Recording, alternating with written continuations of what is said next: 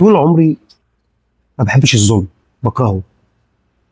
من وانا صغير وانا في المدرسه لما كنت اتعاقب على حاجه انا ما عملتهاش كنت بتضايق قوي، بشيلها جوايا كده، بزعل. ما بيكونش عندي روح الانتقام، بس ليه؟ فتخيل لما يبقى الظلم عالمي زي مباراه امس كده، مصر والارجنتين. انا اتظلمت جوه الملعب قدام الميديا كلها، قدام العالم كله، قدام رئيس الفيفا نفسه وهو قاعد بيتفرج. بالعكس ده هو يعني هو صاحب الفكره، هو اللي حط النقطه دي، هو اللي وجه الظلم ده. على راي حسام حسن في تصريحاته مع بين سبورت، وهو بيقول يعني ما اعرفش هم حاسبينها تسويقي ولا حاسبينها ايه، بس هم شكلهم كده مش عايزين يخسروا بطل النسخه الماضيه. ما ينفعش انه يطلع من دلوقتي، في مليارات، في ميديا، في سبونسر. فحقيقي مهما قلنا مفيش كلام هيتقال. تقريبا دي اول مره اطلع اكلمك وانا حزين، وانا مش ناوي اديك اي كلام ايجابي او تحفيزي او اقول لك لا انت هتبقى احسن، انت هتعدي، انت هتوصل. ما يمنعش انك تقع مره واثنين وثلاثه ومطب وقلم خدته هتقوم تاني. المره دي مختلفه لان انا حزين، ما بحبش الظلم. يعني انا اتظلمت. عارف لو انا وقعت من عقبات الحياه عادي هقوم تاني، بس احنا وصلنا لنقطه بقالنا تقريبا 100 سنه مش عارفين نوصل لها. دي اول مره نوصل لها في حياتنا، وانا كنت اكسبك بالجداره. انا حاطط فيك 3 اهداف، تمام، وليا ضربه جزاء اللي هو اصلا انت لو رجعت جبت ضربه الجزاء دي هتلغي لهم هم الهدف الثاني، فهبقى انا 3-1 عليك. في لاعب في نص الملعب شايل رجلين الاثنين لمحمد صلاح، ما ادالوش اصفر ما ادالوش احمر، هو حتى ما راحش اتكلم معاه شفوي.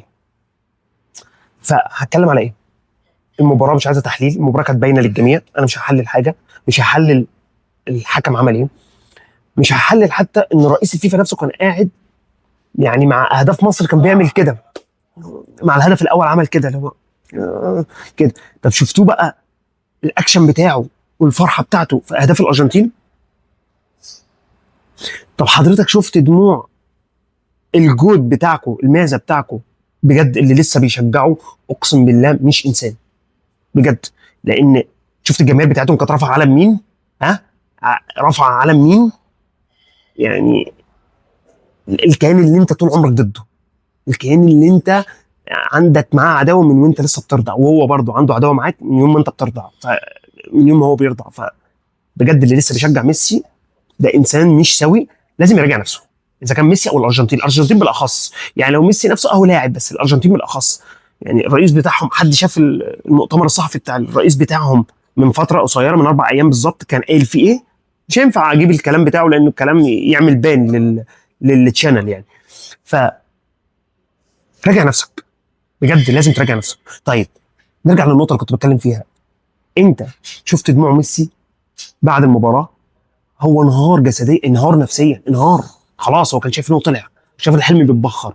انا بقى في حلم اول مره اعمله في حياتي، وكنت استحق ان انا اكسبك وانت عارف ده، ولاعبتك وحالتك. صلاح انهار من الحكم اللي هو كل ما يروح يقول له مش فاهم انت في ايه. وحسام حسن، على فكره حسام حسن انسان عصبي جدا جدا فوق ما تتخيل. يعني هو مصري وكان بيدرب فرق مصريه، فاحنا شفناه عصبي بطريقه مش طبيعيه. يعني كان بيقف على خط المرمى بيشد في شعره، ولا بلاش دي عشان دي مش موجوده يعني، بيقطع هدومه. فحسام، بس هقول لكم على حاجه بعيدا عن اي كلام في الكوره، انا سعيد ان حسام حسن هو اللي راح. هو الوحيد اللي كان هيقول الكلام ده، هو الوحيد اللي ما بيجملش. حتى هو قال في المؤتمر الصحفي بتاع بقى اللي هو بعد المباراه، مش بين سبورت، اللي هو بتاع بعد المباراه، اللقاء المؤتمر، قال فيه، قال لك انا مش هتكلم، مش هقول كلام متزوق، ولا هقول لك هارد لك وعملنا اللي علينا واحنا لا، انا هقول اللي انا شفته. وقال كل اللي في قلبه، قال كل اللي في قلبه. بص قاعد كده اكنه مع 2 صحابه، قال كل اللي في قلبه. انا انا كنت انا ضد حسام حسن تماما، واللي هو لا مش ده اللي هيروح بينا كاس عالم. وكنت بتمنى له في افريقيا يعني اللي هو يا عم اخسر عشان تمشي وحد يجي مكانك. اقسم بالله انا سعيد سعاده غير عاديه ان حسام حسن اللي راح. ليه؟ لانه رفع العلم في الارض. بعدها لما راحوا في الملعب، في قلب الملعب، بعدها راح المؤتمر وقال كلام انا نزلتها لكم امس، قال لك اللي ما يحسش بالقضيه دي ومن الناس اللي اليوم دي ما يستاهلش يعيش، دش انسان. وقال لك حقوق لو في حيوان اتاذى ولا اتصاب ولا حاجه، وحقوق الحيوان وحقوق الانسان بتتحرك عليه، والناس اللي فبجد دقر. والكلام اللي قاله بعد المباراه، قال لك انا مش هزوق، انا اتظلمت، انا كسبت، انا اكسب، انا لعبت احسن، وانا مش هقول هارد لك لان انا فخور باللي احنا عملناه، وانا كنت اكسبك بجداره. انت لو تمشيها ميري، لو تمشي المباراه ميري، انا راجل حاطط فيك 3 اهداف، لغيت لي واحد منهم بصوره غريبه جدا، وليا ضربه جزاء، يعني ب4 عليك. حضرتك لعبت هدف وجبته، هدف.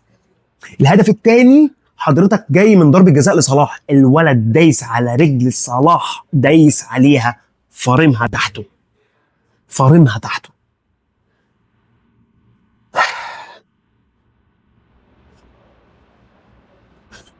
عملنا اللي علينا، احنا فخورين جدا جدا بيهم وباللي احنا وصلنا له والطريقه السيئه اللي احنا خرجنا بيها.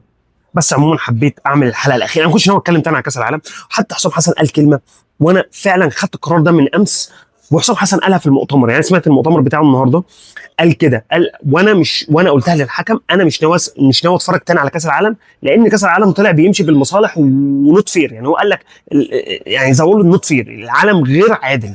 بس حتى عدم العدل يكون في الكوره، في الحاجه اللي احنا بنلعبها عشان ننسى هموم الدنيا وننبسط ونفرح شويه، اطلع بالطريقه دي.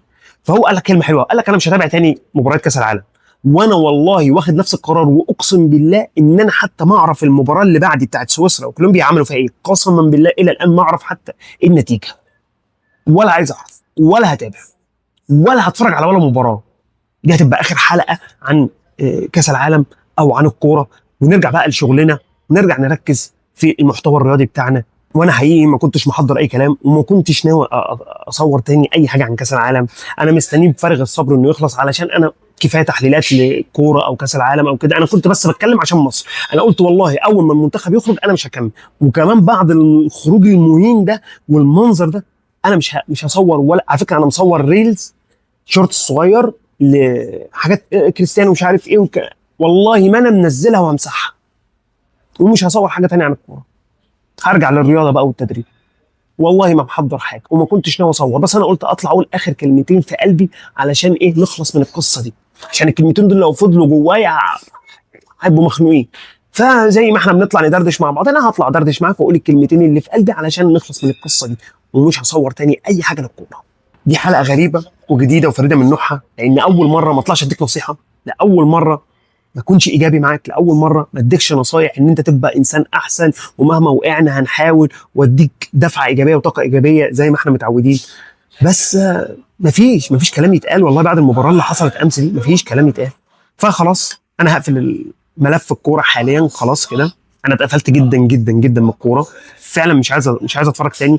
الصدمه دي انا ما خدتهاش من يوم ما صلاح اتصاب قدام ريال مدريد، لما راموس نزل بيه سوبليكس على الارض.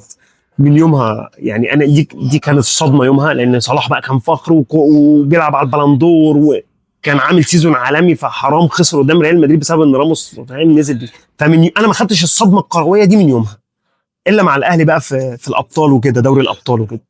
فالحمد لله.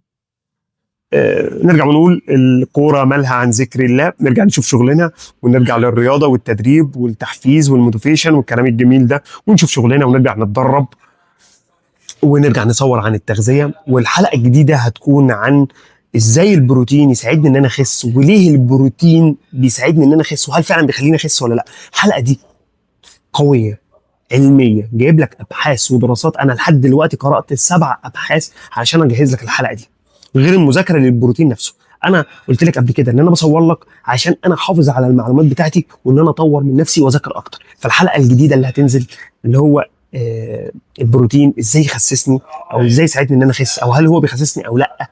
حلقه مفيده وشيقه جدا، هتفيدك اذا كنت بتحاول تعمل بلك او ديفينيشن، بتحاول تزيد او تقل او تحافظ على صحتك، مفيده جدا. بس انا مش هقفل الحلقه من غير ما اديك نصيحه، زي ما انا متعود، زي ما بقول لك دايما، خليك رياضي وخليك صحي، خليك ذكي.